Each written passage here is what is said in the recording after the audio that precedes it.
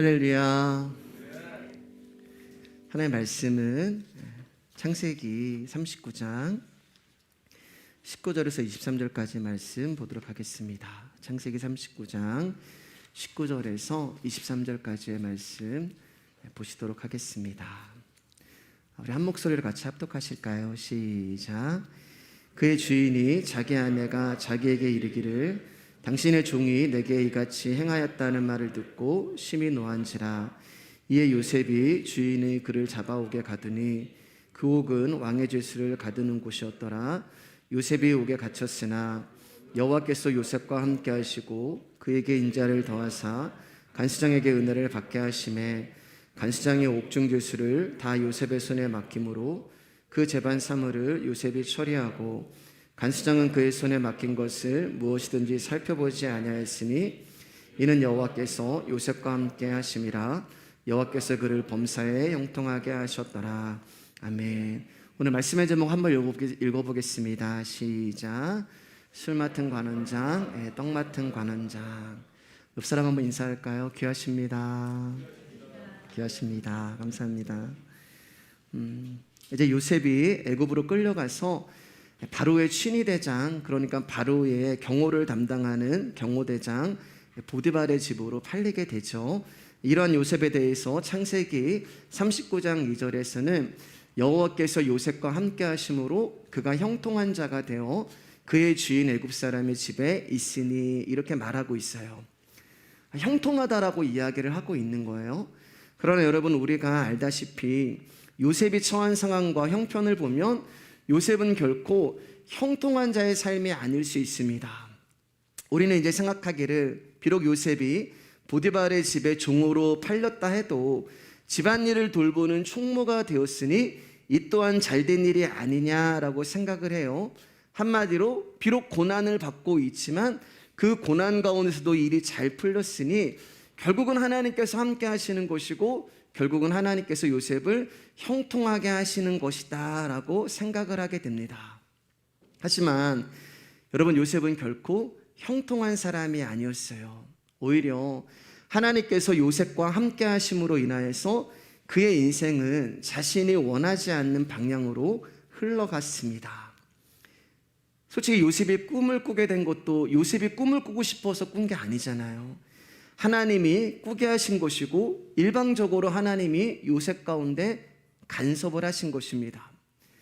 요셉의 인생인데 요셉에게 물어보시지도 아니하시고 요셉의 인생인데 요셉에게 허락도 받지 아니하시고 그의 꿈으로 계시를 주신 것이고 그의 인생에 불쑥 찾아오셔서 하나님 마음대로 요셉의 인생을 유린해 가시는 거예요. 만약 요셉이 꿈을 꾸지 않았다면 비록 야곱으로부터 사랑을 독차지하는 것에 대한 형들의 시기는 있었겠지만 형들로부터 미움을 받고 구덩이에 집어넣음을 당하고 그리고 상인들에게 팔리는 그런 일은 없었을 거예요. 그러니까 결국 요셉이 지금 보디발의 노예로 팔려서 고난을 받게 되는 것, 감옥에 가게 되는 그 모든 것들의 책임과 원인은 하나님으로부터 인함이라고 말씀을 드릴 수가 있는 것입니다. 결국 요셉의 고난은 하나님이 함께 하시기 때문에 그가 고난을 받은 것이고 그가 노예의 삶을 산 것이고 그가 감옥의 삶을 살게 된 거예요. 그런데 성경은 그것을 가지고 형통이라고 이야기를 해요. 우리 한 군데 더 볼게요. 창세기 37장 6절입니다. 시작. 주인이 그의 소유를 다 요셉의 손에 위탁하고 자기가 먹는 음식 외에는 간섭하지 아니하였더라. 요셉은 용모가 빼어나고 아름다웠더라. 요셉이 시작하는 성경을 보면 요셉의 그 나이를 이제 요셉의 이야기가 시작되면서 요셉의 나이를 17세라고 이야기를 해요. 그러니까 최하 지금 보디발에서 가정 총무를 맡고 있는 이 시기는 17살보다는 위에 조금 많은 몇 년이 지난 그 시기가 되겠죠. 형들에게 팔림을 받고 또 보디발의 집에서 어느 정도 일을 하고 보디발에게 신뢰를 쌓는 그 시간이 필요하다면 적어도 19살이나 아니면 20대 초반은 아닐까. 청년의 때였고 용모가 빼어나고 아름다웠습니다. 그래서 보디발의 아내의 유혹을 받기 시작해요. 요셉은 보디발의 아내가 자기를 유혹할 때마다 그 유혹을 거절했고, 마님은 주인님의 아내이기 때문에 저는 이런 나쁜 일을 할 수가 없습니다. 이것은 제가 하나님께 죄를 짓는 것입니다 라고 그의 신앙을 고백을 합니다. 그럼에도 불구하고 보디발의 아내는 요셉을 유혹하는 것을 멈추지 않았고, 그때마다 요셉은 그것을 거절하게 되죠. 여러분 잘 아는 것처럼 어느 날 집에 아무도 없을 때 보디발의 아내가 요셉에게 나랑 동침할 것을 요구하고, 요셉은 자기의 옷을 그 여인의 손에 버려두고 밖으로 나가 버렸지만, 보디발이 집사람들을 불러 요셉에게 누명을 씌우고, 그리고 결국 요셉은 감옥으로 가게 되잖아요. 근데 그것을 성경이 또 형통이라고 이야기해요. 우리 39장 23절입니다. 시작. 간수장은 그의 손에 맡긴 것을 무엇이든지 살펴보지 아니하였으니 이는 여호와께서 요셉과 함께 하심으라. 여호와께서 그를 범사에 형통하게 하셨더라.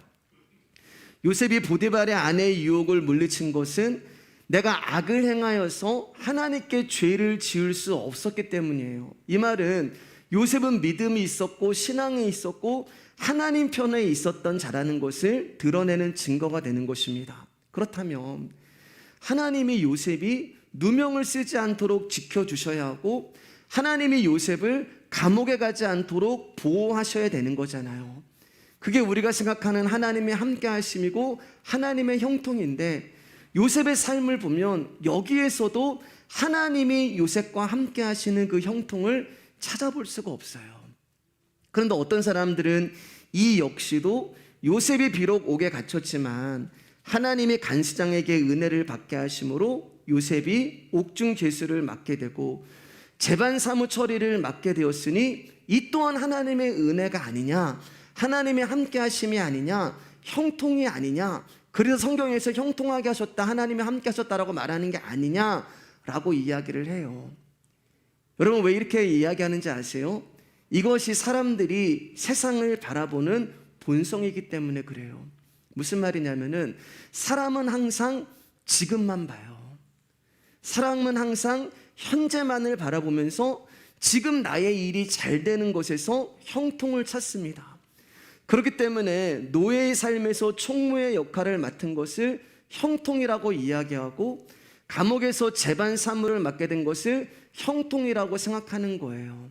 그러니까 사람은 현재의 형편이 어려워지고 힘들어지는 것을 불안해하고 두려워하기 때문에 늘 현재의 평안과 행복을 보장받기를 원하고, 그것을 가지고 하나님의 함께하심과 하나님의 형통을 이해하려고 해요.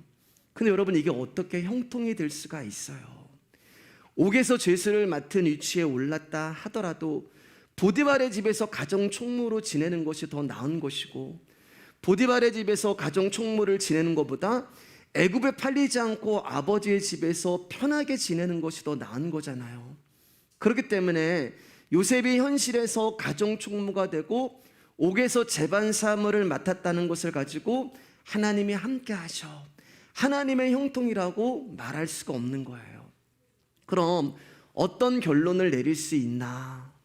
어떤 결론을 내릴 수 있어요? 여러분 요셉의 삶을 통해서 성경에서는 우리가 생각하고 의미를 부여하는 만사형통이라는 것이 없다는 것입니다. 더 정직하게 말씀을 드리면 하나님이 함께 하심으로 말미암아 만사불통만 있을 뿐이에요. 하나님이 함께 하신다는 것은 우리의 인생을 당신이 사용하신다는 뜻이란 말입니다.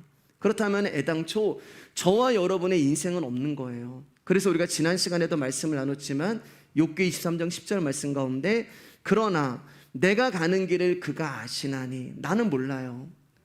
나의 길이고 나의 인생인데 나는 몰라요. 내일 어떻게 될지, 1년 후에 내 삶이 어떻게 될지, 당장 잠시 후에 우리가 어떤 사람을 만날지, 어떤 일이 나에게 벌어질지 나는 몰라요. 그런데 그는 아신대요. 나의 인생인데 나는 모르는데 그분이 아신대요. 나의 길인데 어디로 가야 할지 모르는데 그분은 아신다는 것입니다. 그렇기 때문에 결국 저와 여러분의 인생과 저와 여러분이 가는 길은 나의 것이 아니라 하나님의 것이 되는 거예요. 하나님 앞에 저당 잡힌 인생이고 하나님 앞에 차압당한 삶이 바로 저와 여러분의 삶이 되는 것입니다. 그래서 그분이 저와 여러분들을 구덩이로, 노예로, 옥살이로 단련을 시키면서 결국은 나라는 존재는 다 불살라 없어지고 순금이신 예수 그리스도만 남게 하시는 것이 하나님이 우리의 인생 가운데 행하시는 당신의 뜻이 되는 거예요. 그렇다면 여러분, 이 말은 내 인생이 내 뜻대로 되지 않아야 한다는 말이 되는 것입니다. 나의 뜻은 갈수록 더 안 돼야 되고 나의 계획과 소망은 갈수록 더 망해야 되는 거예요. 그래야 모든 일이 하나님의 뜻대로 성취가 되어지는 것입니다. 이것을 성경에서는 형통이라고 이야기하는 거예요. 그러니까 우리가 생각하는 하나님의 함께 하심과 우리가 생각하는 형통과 너무 다른 거예요. 나라는 존재는 다 불타 사라지고 오직 그분의 뜻이신 순금이신 예수님만 남는 것, 그게 바로 성경에서 말하는 형통이 되는 거예요. 우리가 창세기를 주일마다 오랜 시간을 보고 있는데 하나님은 아브라함에게도 함께 하셨고 이삭에게도 함께 하셨고 야곱에게도 함께 하셨어요. 그들을 떠나지 않으셨고 늘 그들과 동행했습니다. 근데 여러분, 우리가 말씀을 쭉 들으셨잖아요. 한번 기억해 보세요. 그들에게서 우리가 생각하는 형통이라는 것을 보신 적이 있으세요? 그들에게서 하나님이 함께 하시는 것이 우리가 생각하는 그 기대감을 여러분 충족시킨 적이 있으세요? 없습니다.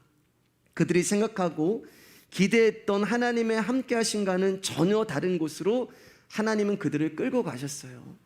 아들을 죽여야 하는 모리아산으로 끌고 가셨고 환도뼈가 박살이 나는 야복강으로 그들을 끌고 가셨어요.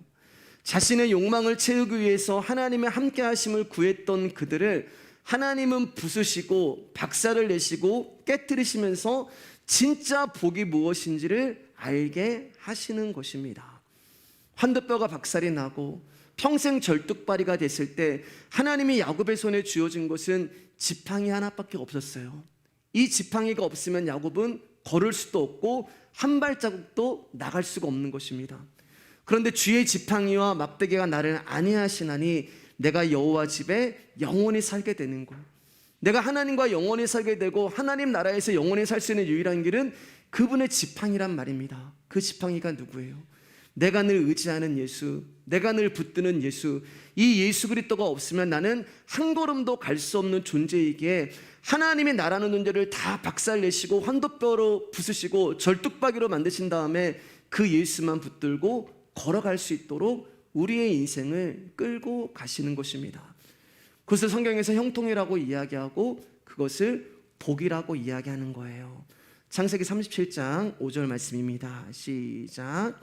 그가 요셉에게 자기의 집과 그의 모든 소유물을 주관하게 한 때부터 여호와께서 요셉을 위하여 그 애굽 사람의 집에 복을 내리심으로 여호와의 복이 그의 집과 밭에 있는 모든 소유에 미친지라.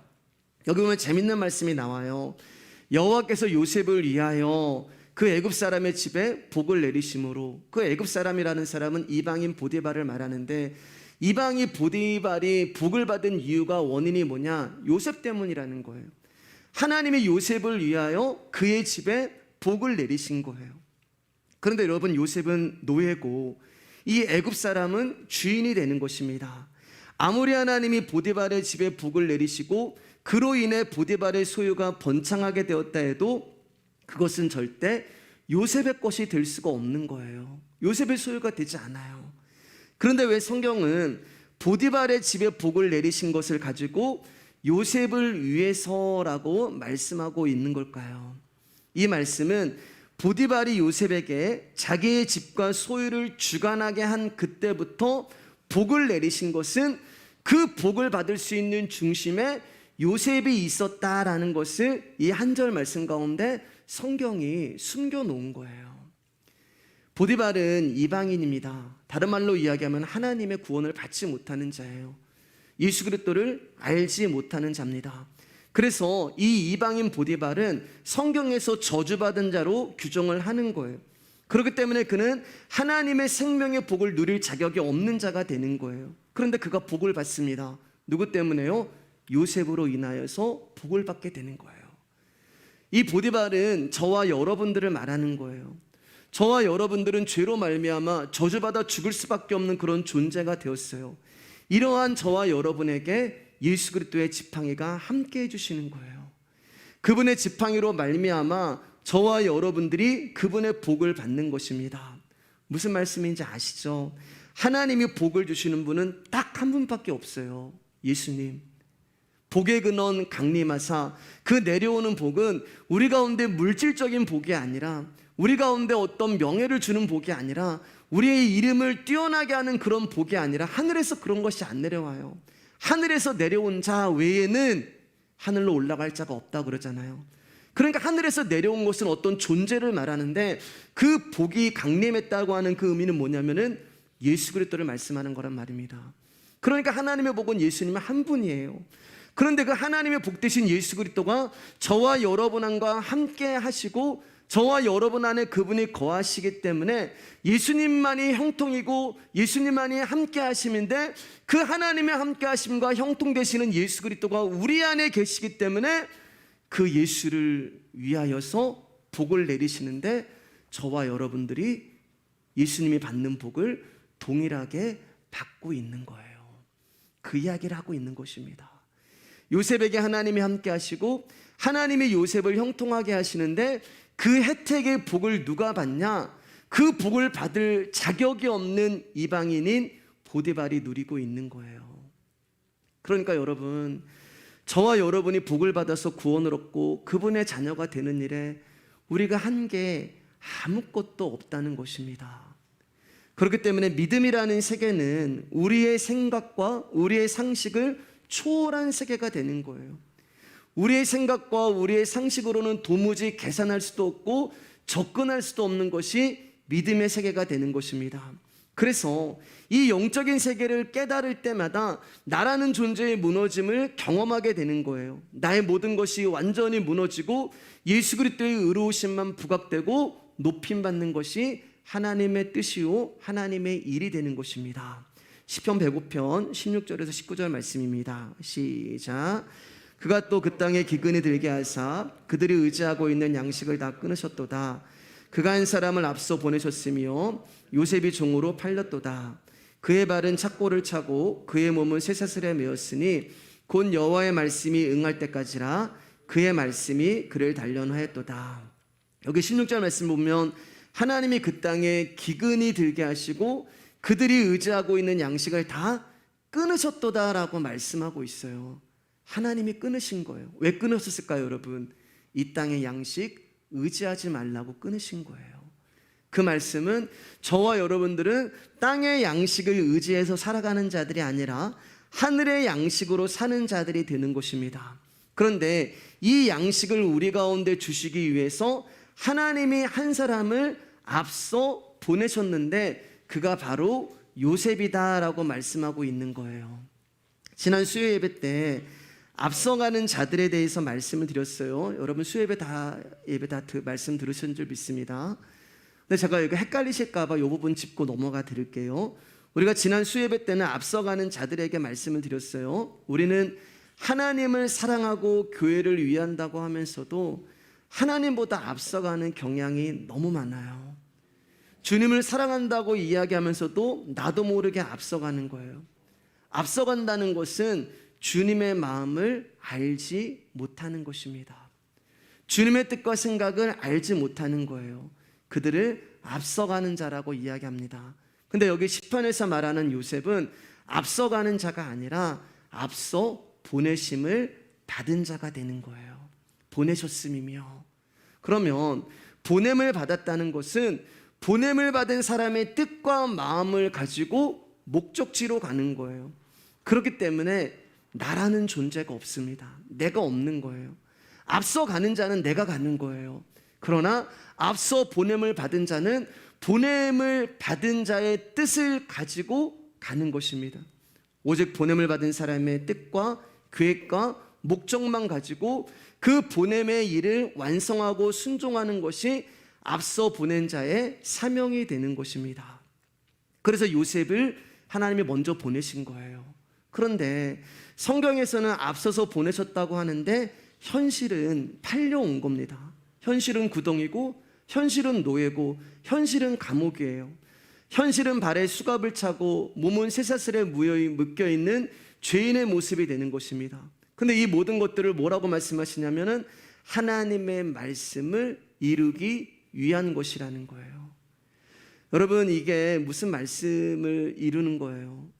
형들에게 팔리는 게 무슨 말씀을 이루는 거예요? 형들에게 팔리지 않고 높은 자리에 오르는 게 말씀을 이루는 거 아닌가요?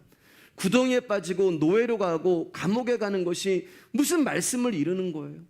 내가 이 생에 높은 곳에 올라가고 내가 부자가 되고 내가 유명해지고 이게 하나님의 축복을 받는 거 아닌가요? 근데 성경은 말씀을 이룬다고 이야기하는데 그 현실은 수갑에 차여 있고 몸은 쇠사슬에 묶여 있는 죄인의 모습이라는 거예요. 그러니까 이놈의 말씀만 붙들고 그 말씀만 주장하고 그 말씀만 의지하는데 우리의 인생에는 어떤 일이 일어난다고요? 팔리고 구덩이에 빠지고 감옥에 들어가고 발이 쇠사슬에 차이고 그런 고난과 환난을 당하게 된다는 거예요.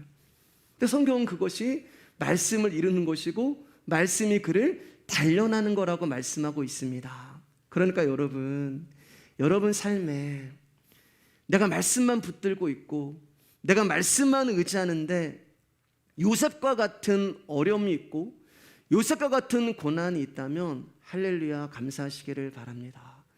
그건 요셉이 걸었던 그 길을 우리가 동일하게 가고 있다는 거예요. 왜요? 성경은 하나님과 요셉의 이야기가 아니라 나의 이야기이기 때문에 그렇습니다. 근데 문제는 뭐냐면 그 당대에는 그것을 모른다는 거예요. 말씀만 붙들고 말씀만 의지하는데 왜 이렇게 앞이 안 보이고 불안한지 모르겠어요. 말씀만 붙들고 말씀만 의지하는데 왜 이렇게 가슴 아픈 일들이 많고 왜 이렇게 공고함이 있고 왜 이렇게 힘이 빠지고 왜 이렇게 괴로운지 모르겠어요. 때로는 심령이 너무 아프고 심령이 우울하기도 하고 순간적으로는 여러분 어떤 느낌을 받냐면 제가 정죄를 받는 것 같아요. 참소를 당하는 것 같고 고소를 당하는 것 같고 이 앞에서 설교하면은 예수 그리스도의 복음만 증거하고 그분의 말씀만 전하는데 어떨 때는 참소를 당하는 것 같고 고소를 당하는 그런 감정과 마음과 느낌이 들 때도 있어요. 성경에서 뭐라고 말씀하시냐면은 그의 말씀이 응할 때까지 그 말씀이 저를 단련하시는 거라고 말씀하고 있는 것입니다. 당대에는 몰라요. 그러나 우리가 세월이 지난 후에 알게 될 거예요. 아벨처럼 세월이 지난 후에 어린 양과 예수 그리스도만 내 손끝에 남게 하시기 위해서 하나님이 순금이신 그분만 내 안에 남게 하시기 위해서 나를 단련하시고 나를 이끌어 오시는구나. 그것을 알게 되는 것입니다. 우리 인생의 끝자락에 알게 될 거예요. 그때 우리가 고백할 거예요. 하나님 내 인생에 함께 하셨고 하나님이 나를 형통케 하셨구나.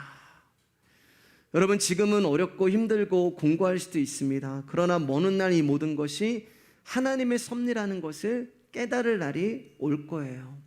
그러니까 어쩌면 우리는 내일을 알고 있는 자들이에요. 당연하죠 여러분. 내일 일을 염려하지 말고 왜냐하면 그 내일 되시는 예수 그리스도가 우리 안에 있잖아요. 하루 이틀 그런 개념이 아니라 존재란 말입니다. 내일 일은 내일이 염려하게 할 것이요 내일이 염려하게 할 것이요 그 내일이 예수님이란 말이에요. 근데 예수님은 우리 안에 있어요. 그러니까 우리는 내일을 알아요. 희미하지만 지금은 수건으로 가려놓은 것처럼 희미하게 보이지만 영적으로 어렴풋하게 느낄 수가 있는 거예요. 지금은 잘 모르지만 하나님이 지금 내 인생 가운데 펼쳐주고 있는 것들, 지금 하나님이 하시는 이 모든 것들이 당신이 나에게 줄 수 있는 최고의 것이고 선이구나라는 것을 알게 되는 것입니다. 여러분, 하나님이 여러분 인생 가운데 펼쳐지고 있는 모든 것들을 최고의 것으로 여기시고 감사하시는 여러분 되기를 주님의 이름으로 축복합니다. 자, 이제 40장으로 우리 넘어갈게요. 우리 1절에서 8절까지 말씀입니다. 한 목소리 읽겠습니다. 시작. 그 후에 애구방이 술 맡은 자와 떡 굽는 자가 그들의 주인 애구방에게 범죄한지라. 바로가 그 두 관원장 곧 술 맡은 관원장과 떡 굽는 관원장에게 노하여 그들을 친위대장의 집안에 있는 옥에 가두니 곧 요셉이 갇힌 곳이라. 친위대장이 요셉에게 그들을 수종들게 하매 요셉이 그들을 섬겼더라. 그들이 갇힌 지 여러 날이라. 옥에 갇힌 애고방에 술 맡은 자와 떡 굽는 자 두 사람이 하룻밤에 꿈을 꾸니 각기 그 내용이 다르더라. 아침에 요셉이 들어가 보니 그들에게 근심의 빛이 있는지라. 요셉이 그 주인의 집에 자기와 함께 갇힌 바로의 신하들에게 묻되 어찌하여 오늘 당신들의 얼굴에 근심의 빛이 있나이까. 그들이 그에게 이르되 우리가 꿈을 꾸었으나 이를 해석할 자가 없도다. 요셉이 그들에게 이르되 해석은 하나님께 있지 아니하나이까. 청하건대 내게 이르소서. 이제 요셉이 옥중에서 재반사물을 보고 있을 때 바로 왕의 술 맡은 자와 떡 굽는 자가 범죄하여서 들어오게 됩니다. 그런데 어느 날 술 맡은 자와 떡 굽는 자가 각기 다른 꿈을 꾸는 거예요. 그리고 요셉이 그 두 사람의 얼굴에 근심이 있는 것을 보고 무엇 때문에 이렇게 근심하십니까를 물어보게 돼요. 근데 여러분, 그들이 근심하게 된 것은 자신들이 꿈을 꿨는데 이 꿈을 해석할 자가 없었기 때문에 근심한 거예요. 어쩌면 그들은 자신의 꿈에서 뭔가 불길한 느낌을 받았던 것 같아요. 그러나 그 꿈을 해석할 사람이 없으니 불길한 느낌에서 벗어나지 못하고 근심에 묻혀있게 된 것입니다. 그래서 요셉이 뭐라고 이야기하면 그들을 향해서 꿈의 해석은 하나님께 있으니 이렇게 이야기를 해요. 자신한테 얘기해 보세요. 해석은 하나님이 하시는 거 아닙니까? 그러면 여러분, 이 꿈의 해석은 하나님께 있다는 말이 무슨 의미가 될까요?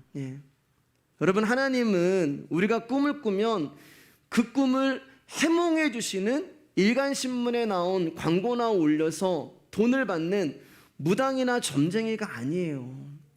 말씀이라고 하는 계시가 우리 가운데 주어지기 전에는 하나님이 꿈과 환상을 통하여서 우리 가운데 계시를 하셨습니다.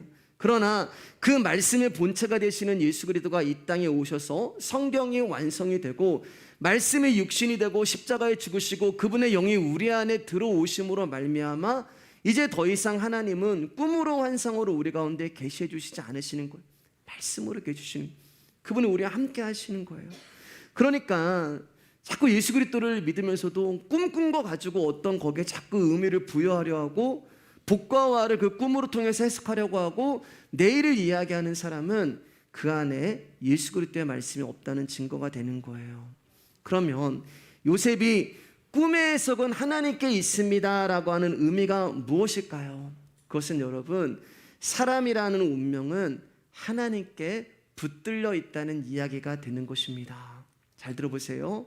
요셉이 꿈을 꾼 것은 요셉의 운명이 하나님의 손에 붙들려 있다는 것을 보여주는 의미의 계시고, 두 간원이 꿈을 꾼 것도 그들의 운명을 담고 있는 하나님의 계시가 되는 거예요. 다만 요셉의 꿈은 요셉을 세워서 하나님이 이루시고자 하시는 일을 담고 있다면, 이 두 관원의 꿈은 인간이 하나님과 어떤 관계에 있는가를 담고 있는 것으로 이해할 수가 있어요.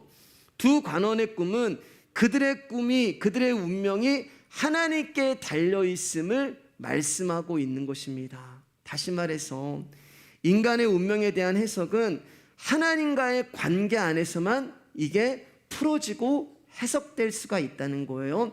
조금 어려울 수 있지만 여러분, 말씀을 조금만 더 들어보시면 이제 알게 되실 거예요. 그러면 두 관원이 꾼 꿈의 내용이 무엇인지 우리 조금 길지만 제가 한 절, 여러분 한 절 한번 읽어보도록 하겠습니다. 술 맡은 관원장이 그의 꿈을 요셉에게 말하여 이르되 내가 꿈에 보니 내 앞에 포도나무가 있는데 그 나무에 세 가지가 있고 싹이 나서 꽃이 피고 포도송이가 익었고 내 손에 바로의 잔이 있기로 내가 포도를 따서 그 즙을 바로의 잔에 짜서 그 잔을 바로의 손에 드렸노라. 요셉이 그에게 이르되 그 해석에 이러하니 세 가지는 사흘이라.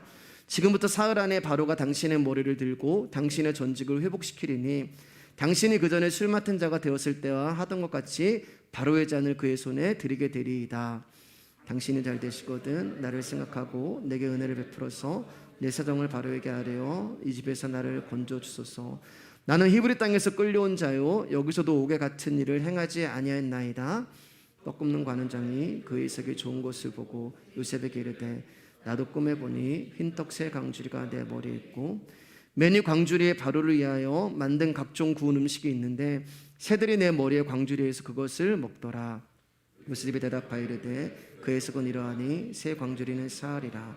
지금부터 사흘 안에 바로가 당신의 머리를 들고 당신을 나무에 달리니 새들이 당신의 고기를 뜯어 먹으리다 하더니 제3일은 바로의 생일이라. 바로가 그의 모든 신하를 위하여 전시를 베풀 때에 술 맡은 관원장과 떡 굽는 관원장에게 그의 신하들 중에 머리를 들게 하니라. 바로의 술 맡은 관원장은 전직을 회복하여 그가 잔을 바로의 손에 받들어 드렸고 떡 굽는 관원장은 매달리니 요셉이 그들에게 해석함과 같이 되었으나 가시을까요? 술 맡은 관원장의 요셉을 기억하지 못하고 그를 잊었더라. 술 맡은 자의 꿈에 대한 요셉의 해석은 사흘 만에 복직하는 거였고, 떡 맡은 자의 꿈에 요셉의 해석은 사흘 안에 그가 죽는다는 거였어요. 20절 말씀을 보면은 이 사흘 제3일이 바로 바로의 생일임을 알 수가 있죠. 그날이 되자 요셉의 해석대로 술 맡은 자는 복직이 되었고 떡 맡은 자는 사형을 당합니다.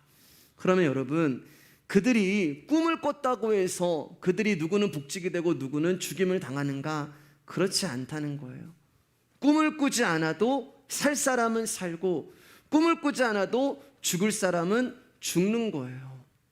꿈을 꿨지만 요셉도 해석하지 못했다 하더라도 그 사람들이 누구는 살고 누구는 안 죽고 이게 아니라 여전히 거기서도 살 사람은 살고 죽을 자는 죽는 것입니다. 요셉이 꿈을 해석했다고 해서 두 사람의 인생이 바뀌거나 떡 맡은 자에게 당신은 사흘 안에 죽습니다라고 하는 그 정답을 알려줬다고 해서 이 떡 맡은 자가 그것을 피할 수 있는 방법이 있는 게 아니에요. 결국 요셉이 그 해석을 하는 것은 누구는 살고 누구는 죽는다는 그 인간의 운명을 이야기를 한 것이고 그 죽음의 운명을 그들이 들었을 뿐이에요. 그 꿈 해몽이라고 하는 것은 이렇게 하면 인생이 바꿀 수 있다는 방법을 제시한 것이 아니라 살고 죽을 수 있는 그 확정된 우리의 운명을 요셉이 지금 선포하고 있는 거예요. 한 사람은 살고 한 사람은 죽습니다. 이것이 우리의 운명이에요. 물론 여기서 말하는 한 사람은 살고 한 사람은 죽는다는 것은 육적인 죽음과 생명을 말하는 게 아니라 영적인 죽음과 영원한 생명에 대해서 확정을 말하는 거예요. 자, 그럼 누가 영원히 살고 누가 영원히 죽는지, 어떤 사람이 살고 어떤 사람이 죽는지 이제 그들의 꿈을 한번 해석해 보도록 할게요. 술 맡은 관원장이 꾼 꿈은 포도나무 꿈이었어요. 그런데 어느 날 그 포도나무에서 싹이 나고 꽃이 피고 포도송이가 달립니다. 그리고 그 익은 포도송이를 가지고 즙을 내어 바로의 잔에 담아 그것을 바로의 손에 드려요. 그러면 익은 포도송이에 즙을 냈다는 건 뭐예요? 포도주가 되는 거예요. 포도나무에서 나온 포도송이를 즙을 내어 바로의 손에 드렸다는 것은 바로 예수님이 십자가 나무에서 포도송이가 되어 쥐어짜져 즙이 되신 당신의 피를 말하는 거예요. 우리가 주님 앞에서 죄 없다 인정함을 받을 수 있는 유일한 길은 그분의 피이신 보혈 외에는 방법이 없는 것입니다. 요한복음 2장을 보면 가나의 혼인잔치에서 물이 변하여 포도주를 만드시는 장면이 나오죠. 근데 정확히 말씀드리면 물이 변하여 포도주가 된 것이 아니라 말씀이 물을 포도주로 바꾼 거예요. 그러니까 그 돌 항아리에 담긴 것은 그 물은 바로 예수 그리스도의 말씀이 되는 거예요. 그러니까 저와 여러분들이 말씀을 먹고 마신다는 것은 말씀이신 예수님의 피를 먹고 마시는 것이 됩니다. 우리를 살리시기 위해서 예수님이 십자가 형틀에서 엄청난 고난과 아픔으로 으깨어지신 포도주가 되시는 거예요. 그러한 포도주를 마시는데 어떻게 안 취할 수가 있어요? 그러한 포도주를 마셨기 때문에 저와 여러분들은 그냥 취하는 거예요. 그래서 성경에서는 성령으로 취한다라고 말씀하고 있어요. 근데 제가 노아 이야기 말씀드리면서 성령으로 취하게 되면 무슨 일이 일어난다고 얘기했어요? 나라는 존재의 옷이 벗겨진다고 말씀드렸잖아요. 사람의 옷이 벗겨지고 율법의 옷이 벗겨지고 의의 옷이 벗겨지는 거예요. 그래서 노아를 당대의 완전한 의인이다라고 이야기하는 거예요. 야, 이 의인이야. 이런 사람은 진짜 하나님이 사랑하셔. 야, 저 장로님 보면은, 저 집사님 보면은 진짜 믿음이 대단한 것 같아. 와, 저분 어떻게 저게 신앙이 정말 좋을까? 그게 노아였단 말이에요. 그런데 그 예수 그리스도의 피가 노아 안에 들어서 뭐라는 거예요? 그 의인인 척하는 그 옷을 벗겨버리는 거예요. 믿음이 있는 척하는 그 옷을 벗겨버리는 거예요. 나는 율법을 잘 지키고 말씀을 잘 지킨다고 하는 그 신앙의 옷을 벗겨버리는 거예요. 그래서 다윗을 향해서 하나님의 마음에 합한 자다라고 얘기하는 거예요. 당대의 의인, 하나님 마음에 합한 자. 그런데 하나님의 마음에 합한 자, 그 다윗이 어떻게 되는 거예요? 간음죄를 저지르고 살인죄를 저지르는 거예요. 하나님의 마음에 합한 자, 율법의 완전한 당대의 의인, 다 죄인이라는 거예요. 성령에 취하면 그 보혈이 와서 우리 가운데 하시는 일은 뭐냐면은 저와 여러분들이 죄인이라는 것을 폭로시키고 드러나고 까발리게 하는 것입니다. 그래서 노아가 그 포도주를 마시고 겉옷이 벗겨지는 거예요. 겉옷을 입고 있을 때는 속옷을 입고 있는지 안 입고 있는지 몰라요. 그 사람이 어떤 사람인지 우리는 그 속을 몰라요, 여러분. 근데 나라는 존재의 옷이 딱 벗겨지니까 속옷을 안 입고 있는 거예요. 수치가 드러나는 거예요. 다시 에덴 동산에 있는 아담이 되는 거예요. 그럼 뭐가 필요해요? 그 수치를 가릴 수 있는 옷이 필요합니다. 그 옷이 뭐냐면 예수 그리스도가 십자가에 달리실 때 벗어놓으신, 시로라기 하나 걸치지 않고 죽으셨잖아요. 그때 벗어놓으신 그리스도의 옷이 그 수치와 죄악을 감춰 주시는 거예요. 그렇기 때문에 그 보혈이 들어오면, 그 성령에 취하면 저와 여러분들은 반드시 나라는 존재의 옷이 벗겨지게 되고 그 벗겨진 우리 안에 그리스도의 옷이 입혀지는 거예요. 여러분, 지금 술 맡은 관원장, 떡 맡은 관원장이 어디에 있어요? 감옥에 있어요. 감옥에 있다는 말은 뭐예요, 여러분? 죄인이라는 거예요, 죄인. 그런데 어떻게 이 죄인이 구원을 받게 되는지, 어떻게 이 죄인이 죄 없다함을 여기게 되는지를 지금 성경이 요셉을 통하여서 이 이야기를 통해서 우리 가운데 말씀하고 있는 것입니다. 죄인인 술 맡은 관원장이 어떻게 죄사함을 받고 구원을 얻을 수 있는가? 그것은 오직 예수의 피밖에 없다는 것을 이야기하고 있는 거예요. 그래서 술 맡은 관원장은 살고, 그럼 떡 맡은 관원장은 왜 죽었을까? 떡은 무엇을 의미하는가? 우리 40장 16절 17절 말씀 한 번 더 읽겠습니다. 시작. 떡 굽는 관원장의 그 해석이 좋은 것을 보고 요셉에게 이르되 나도 꿈에 보니 흰떡 세 강주리가 내 머리에 있고 메뉴 강주리에 바로를 위하여 만든 각종 구운 음식이 있는데 새들이 내 머리에 광주리에서 그것을 먹더라. 여기 보시면 17절에 바로를 위하여 이렇게 말씀하고 있어요. 바로를 위하여. 그런데 이 떡 맡은 관원장이 살고 있는 근거는 바로를 위하여서가 아니라 바로로 인하여서 사는 거예요. 그에게 월급을 주는 사람도 바로고, 그를 관원으로 등극시킨 사람도 바로고, 그러니까 바로 때문에 사는 거예요. 그러니까 바로를 위하여 하는 게 아니고 바로로 인하여 지금 살고 있는데, 이 사람이 이제 뭐라고 얘기했어요? 바로를 위하여 무언가를 지금 하려고 하는 거예요. 마태복음 5장 10절 말씀 보면은 의를 위하여 박해를 받는 자는 복이 있나니 천국이 너희 것이며 라고 얘기하잖아요. 근데 제가 말씀드렸죠, 분명히. 거기에 나오는 마태복음 5장 10절 말씀 번역이 잘못됐는데 의를 위하여가 아니에요. 의는 예수 그리스도를 말씀하는, 그럼 우리가 예수님을 위하여 핍박을 받는다는 얘기가 돼요. 정확한 해석은 의로 인하여가 되는 거예요. 위하여와 인하여는 차원이 틀립니다. 그러면 의로 인한다는 것은 의 대신 예수님이 내 안에 있는 거예요. 그러니까 예수님이 내 안에 있기 때문에 내가 핍박을 받는 거예요. 믿음이라는 것 때문에, 신앙이라는 것 때문에. 근데 그런 자가 뭐라고요? 예수님이 내 안에 있기 때문에 내가 감옥에 가고 노예의 삶을 살고 구덩이에 빠지는. 근데 그런 사람들 뭐라고요? 천국이 저희 것이며. 여러분, 우리가 하나님을 위하여서 무엇을 할 수 있는 존재가 아니에요.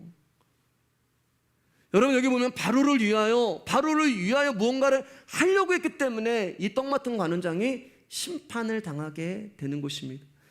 우리가 하나님을 위하여 무언가를 할 수 있는 자들이 아니에요. 우리가 하나님을 위해 할 수 있는 것이 무엇이 있어요? 우리는 나를 위하여 일하시는 그 하나님으로 인하여 살아가는 것입니다. 그런데 떡 맡은 관원장은 바로를 위하여 무언가를 해야 한다고 생각을 하고 있는 거예요.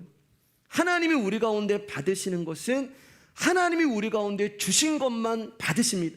다른 것은 안 받으세요, 여러분. 그럼 하나님이 우리 가운데 주신 게 뭐예요? 흰떡이란 말이에요. 흰떡.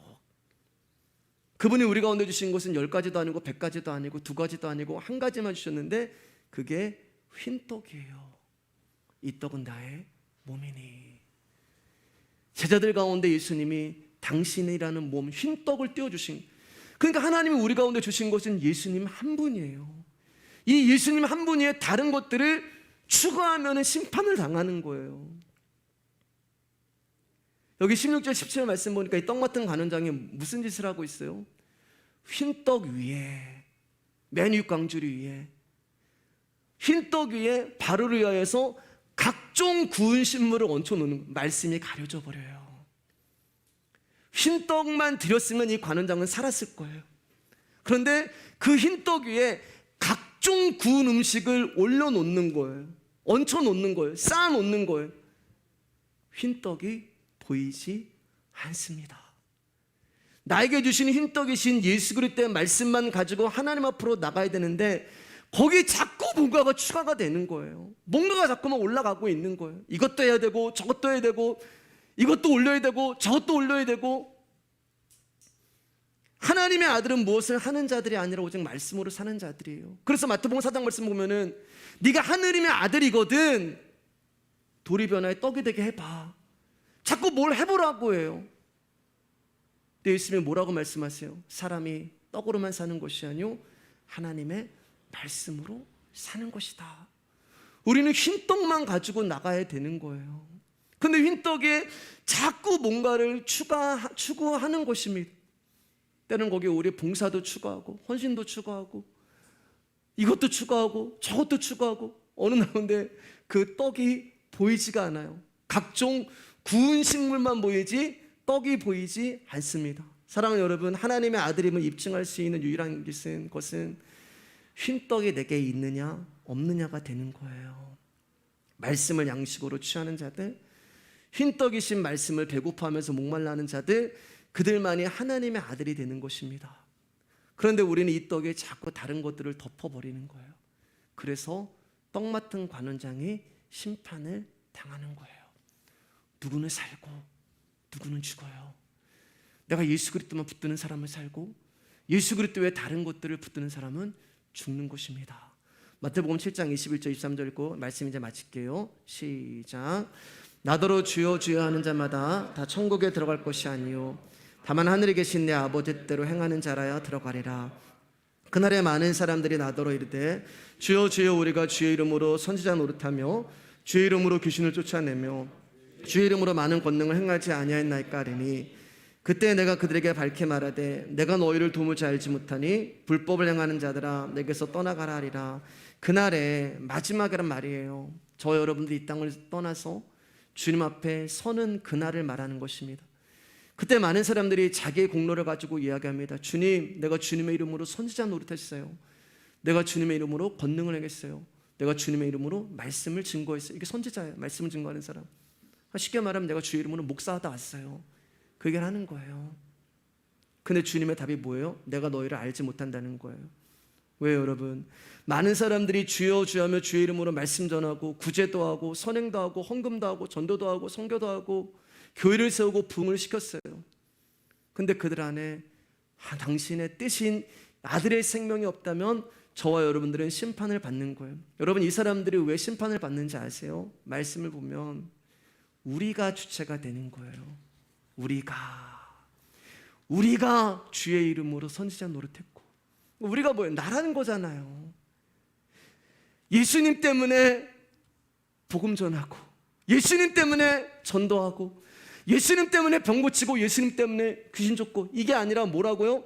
우리가 주의 이름으로 선지자 노릇하고 우리가 주의 이름으로 귀신을 쫓아내고 내가 주의 이름으로 많은 권능을 행했다. 내가 주체가 되는 거예요. 내가. 예수님이 주체가 아니고 내가 주체가 되는 거예요. 그러면 무슨 말이에요, 여러분? 예수님이 한 게 아니잖아요. 우리가 주의 이름으로 귀신 쫓아내고, 제가 여기서 여러분 가운데 말씀을 전하는데 예수님, 하나님, 내가 주의 이름으로 말씀 전했어요. 그럼 내가 주인공이 되는 거예요. 예수님은 그냥 이용당하시는 거예요. 하나님은 만홀히 여김을 당하지 않습니다. 속지 않으시는 거예요. 내가 주님을 위해서 무엇을 하는 것이 구원의 근거가 되지 않는 거예요. 그러면 구원의 근거가 뭐예요? 아버지 뜻대로 행하는 자. 그 아버지의 뜻이 뭐예요? 바로 예수 그리스도의 포도주와 흰 떡이 되는 거예요. 하나님 우리 가운데 그것만 보세요. 새벽 예배 때 말씀드렸잖아요. 다윗이 내 아들 압살롬아, 내 아들 압살롬은 잘했네. 다윗에게 모든 관심은 압살롬이었어요. 하나님의 모든 관심은 당신의 아들 예수 그리스도. 저와 여러분 안에 예수 그리스도가 없으면 한 사람은 살고 한 사람은 죽임을 당하는 그 운명 가운데 둘 중에 하나의 길을 가게 되는 것입니다.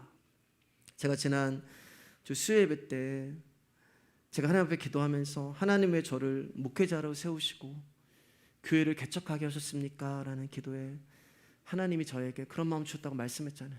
너 못해서 세운 거야. 네가 능력이 없어서 세운 거야. 네가 뭘 할 수 있는 존재가 아니라서 세운 거야. 여러분, 저는 부족한 사람이고 연약한 사람이에요. 2년 동안 저를 보시면 다 보시잖아요. 하나님 저를 목회자로 부르시고 교회를 개척하게 하신 것은 제가 부족하고 안 되는 존재고 할 수 없는 자이기 때문에 저를 목회자로 세우시고 교회를 개척한 거예요. 왜요? 제가 할 수 없기 때문에 주님이 하시는 거예요. 목회는 제가 하는 게 아니고 주님이 하시는 거예요. 이 교회는 주님의 것이기 때문에 제가 하는 게 아니고 주님이 하시는 거예요. 당신의 아들의 생명으로 값주고 사신 것이 교회이기 때문에 저와 여러분의 교회가 아니고 그분이 교회예요. 그 말씀 자체이신 예수님이 교회예요. 그 주님이 목회를 하시는 것이고 주님이 이끌어 가시고 주님이 일을 하는 것입니다. 근데 이게 저한테 참 위로가 됐어요, 여러분. 하나님 앞에 제가 기도를 하면서 이 말씀을 하나님 제 안에 주시는데 너무 위로가 되는 거예요. 전에는 사람들이 저를 오해하고 곡해하는 것에서 막 해명하고 싶고 그 오해를 풀고 싶고 또 사람들에게 인정받고 싶고 칭찬도 받고 싶고, 근데 이 말씀이 저에게 딱 주어질 때 거기서 자유함이 오는 거예요. 주님이 제가 어떤 존재를 아신대요. 너 못해, 너 안 돼, 네가 하는 거 아니야, 까불지 마. 거기서 제가 위로가 되는 거예요. 제가 얼마나 못나고 무능력하고 연약한 자이면 그분이 저를 이 자리에 세우셨어요. 근데 그분이 아신대요, 여러분. 우리 교회 형편을 아시고 우리 교회 상황을 아시고 제 마음을 아시고 그러면 됐잖아요, 여러분. 말씀이신 예수님이 다 아시는데 뭘 저희가 더 필요해요. 아들아, 내가 너와 함께 있다. 어제는 기도하는데 그런 마음씩, 나는 네가 참 좋다. 네가 설교를 안 해도 사역을 안 해도 나는 네 안에 있는 내 아들 예수 때문에 내가 너를 사랑한다. 여러분, 하나님은 우리가 각종 구운 떡을 구워서 가지고 나온 것을 보고 우리를 사랑하시는 게 아니에요. 그분의 아들의 생명이 우리 안에 있기 때문에 그분이 우리를 사랑하시고 우리와 함께 하시는 것입니다. 사랑하는 여러분, 그분의 아들의 생명 때문에 저와 여러분들이 말씀의 교회 안에서 만난 거잖아요. 그 아들의 복음 때문에 저와 여러분들이 말씀의 교회에서 만나서 이 귀한 말씀을 나누는 거잖아요. 그러면 여러분, 때론 가난해도 먹을 것이 없어도 어쩌면 성도가 다 떠나고 한 명도 없다 하더라도 그 흰떡과 포도주 되시는 예수 그리스도만 있으면 살아갈 수 있는 거잖아요. 주의 이름으로 말씀을 잘 전하지 못해도, 제가 주의 이름으로 권능을 행하지 못해도, 제가 주의 이름으로 귀신을 쫓아내지 못해도 우리 안에 포도주와 떡 대신 예수 그리스도가 있으면 그걸로 게임 끝이란 말입니다. 사랑하는 여러분, 포도주와 흰떡만 들고 주님 앞에 나오시기를 주님의 이름으로 축복합니다.